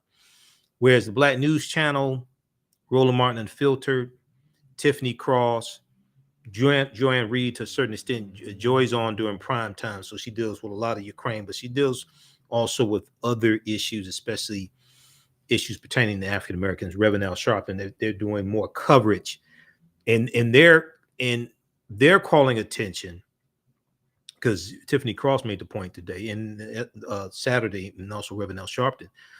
It's like, wait a second, you have all these other issues out here that impact the African American community that are largely being ignored, focusing on Ukraine. And you know, on the Black News Channel, like Dr. Mark Lamont Hill, and there's been a few other people, Charles Blow as well. They've been talking about, well, in the past 16 months, you've had 16 coups in Africa. This largely gets ignored by quote unquote mainstream media. All right. So this is why African American owned media and African American targeted media responsible, not the sensationalism, gossip nonsense. But this is why this is so important. Okay. So look, we are this other topic we're going to get to on Monday, because I have an update dealing with, there's another segment I wanted to share dealing with Mississippi and Governor Tate Reeves and the anti-critical race theory bill. But very quickly, we're celebrating our 12th year anniversary of me broadcasting the African History Network show. Now, contrary to popular belief, even though I'm on 910 AM Superstation WFDF, they don't pay me to do radio. I don't get paid to do radio. So we have to be creative and generate revenue, and teaching online classes and selling my DVD lectures and digital downloads and any support that we get from viewers and selling advertising and all that stuff. They don't pay me to do radio. You can support if you like this type of information. If you learned from the African History Network show in the past 12 years, I'm sure you've learned a thing or two. You can support us $ the AHN show through Cash App, $ the AHN show through Cash App, also through PayPal, paypal.me/the AHN show, paypal.me/the AHN show. So we're here 6 days a week. This helps us keep doing the research, stay on the air, keep broadcasting, pay some of the bills. Also, I'm on Roland Martin Unfiltered every Friday. I don't get paid to be on Roland Martin Unfiltered either. I help, I'm happy to help Roland. And I used to guest host when I used to be on the Empowerment Radio Network. I didn't get paid to do that stuff. I was on 5 days a week, Empowerment Radio Network. So, but, we have to continue to work. So you can support us here. And also you can register for the online classes I teach on Saturdays and Sundays. Ancient Kemet, the Moors, and the Maafa, understanding the transatlantic slave trade, what they didn't teach you in school. And from the Civil War to the Civil Rights Movement and Black Power, 1865 to 1968. We have a bundle pack. You can register for both classes for only $100. If you've taken any of my online classes in the past, email me at ahnshow@africanhistorynetwork.com. You'll get 50% off the bundle pack. We have a new class starting up on, I pushed it back to Saturday, March 26th. It's a 4-hour online class, 12 noon to 2 p.m. Eastern Standard Time. Great African Women in History, the Mothers of Civilization. Great African Women in History, the Mothers of Civilization. This is going to start up March 26th. March 26th and April 2nd. We know March is Women's History Month. This online class is $25. We'll deal with over 100 different African women all throughout history, all different time periods, from antiquity to African queens to scientists, those in medicine, politicians, sports figures, entertainment. Okay, great African women in history, the mothers of civilization. And we do the sessions live. All the sessions are archived and recorded. You can go back and watch it anytime. That's $25. And we'll post a link here also for that. Okay. Great African Women in History, the Mothers of Civilization. All right. And you can email me also ahnshow@africanhistorynetwork.com. And if you want to advertise with the African History Network show, you want to advertise your African American owned business, email us also. Our current promotion, buy 1 month, get 2 months free. Buy 1 month, get 2 months free. Now, I posted earlier in the week about the Power in One conference coming up from Taki Grant and One Africa Power and Unity conference is taking place in Detroit. Okay, so we're going to post this information. I'll post the link here. We'll post this information on our website, africanhistorynetwork.com. This is coming up. This is coming up Saturday, April 30th and Sunday, May 1st, 2022, Doubletree Hotel. Okay. Doubletree Hotel. Okay, Janae Davis, thanks for your donation. We appreciate the support, Janae. Power and Unity Conference live. So you can attend in person, but there'll also be a live stream from Detroit as well. There'll be a live stream that you can watch from around the world, actually. And I'm going to post the information here. Let me see here. On one conference, and we've had Taki Grant and some of the people who were in the film Happy, that which deals with the role of African culture, the role of economics in African culture. And I was supposed to be in the documentary, but we can never connect to record my segment of the documentary. But yeah, Dr. Leonard Jeffries in there and Professor James Small. You have Dr. Wade Nobles, I think is in the film. So I'm going to post a link here. You can register here through Eventbrite. So we posted that. We'll put the link on our website, AfricanHistoryNetwork.com also. So this is the Power and Unity Conference, 2-day conference here in Detroit, Michigan. Let me post this here.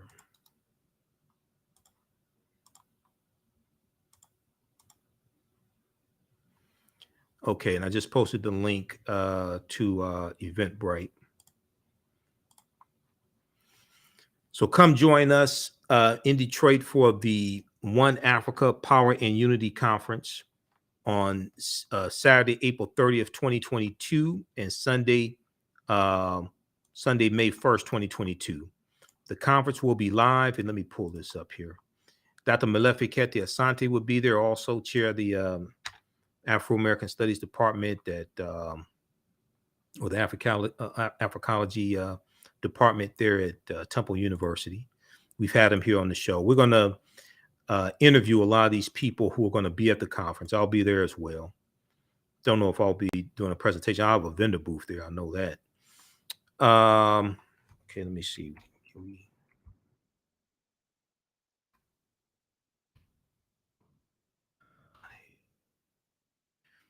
Okay, Happy presents One Africa Power and Unity Conference. So Professor James Small, Dr. Leonard Jeffries, Dr. Jeffries' wife, Dr. Rosalind Jeffries, Dr. Chike Akua out of Atlanta. You're going to have Dr. Malefikete Asante, Jabari Osazi, Mfudushi, Jehutimans, who we've had on the show before.